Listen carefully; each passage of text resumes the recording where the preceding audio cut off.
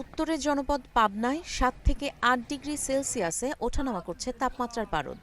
মৃদু থেকে মাঝারি শৈত্যপ্রবাহে জমে গেছে জনজীবন।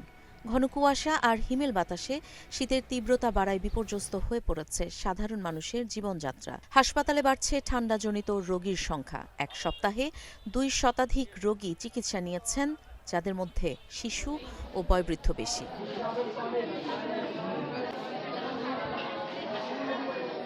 ঈশ্বরদী আবহাওয়া অফিস জানায়, বৃহস্পতিবার পাবনায় সর্বনিম্ন তাপমাত্রা ছিল ৮ ডিগ্রি সেলসিয়াস। গতকাল ছিল মৌসুমের সর্বনিম্ন ৭.৩ ডিগ্রি। ফলে গত কয়েকদিন ধরে শৈত্যপ্রবাহের তীব্রতা অনেক বেড়েছে। বিপাকে পড়েছেন খেটে খাওয়া মানুষ। একই সঙ্গে বাড়ছে ডায়রিয়া, নিউমোনিয়া সহ ঠান্ডাজনিত রোগ। প্রতিদিনই হাসপাতালে উপচে পড়ছে রোগীর চাপ। শিশু ও বয়স্কদের আক্রান্ত হওয়ার হার অনেক বেশি। হাসপাতালের শয্যার সংকট আরও বাড়িয়েছে দুর্ভোগ। শিশু ওয়ার্ডের ৩৮টি শয্যার অধিকাংশই নষ্ট। জোড়া তালি দিয়ে এক শয্যায় ৩ জন করে শিশুকে চিকিৎসা দেওয়া হচ্ছে। প্রায় প্রতিদিনই শতাধিক শিশু ভর্তি থাকে। রবিবারে রাত 12টায় ভর্তি হয়েছে, ডায়রিয়া হয়েছিল, এখন ভালো অবস্থায় আছে। ঠান্ডায় মনে হয়, তাছাড়া তো কিছু বুঝলাম না। শীতের কারণে আমার মায়ের ডায়রিয়া হয়ে গেছে, বুঝছেন। কাল রাত 12টার দিকে।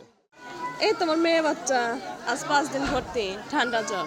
গত ২৪ ঘন্টায় ডায়রিয়ায় ভর্তি ১৭ জন, আর এক সপ্তাহে চিকিৎসা নিয়েছেন ১৬১ জন। নিউমোনিয়া সহ অন্যান্য ঠান্ডাজনিত রোগে গত ২৪ ঘন্টায় ভর্তি হয়েছে ২০ জন এবং এক সপ্তাহে চিকিৎসা নিয়েছেন ১৭০ জন। শনিবারে ডাক্তারের কাছে নিয়ে আসি, ডাক্তার ইমার্জেন্সি করে আপনি হাসপাতালে ভর্তি করে।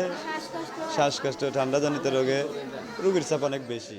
5 তারিখে সকাল 8টায় ডেলিভারি হয়েছে। তো বর্তমান শীতের আবহাওয়া তো প্রচণ্ড ঠান্ডা আর কি। এই ঠান্ডা থাকার কারণে আর কি হসপিটালে ভর্তি রাখা হয়েছে।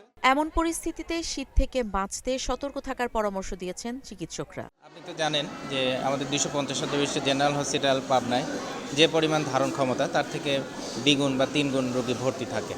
তো এই শীতেও প্রতি বছরের তুলনায় রোগীর আগমন বেশি হয়েছে।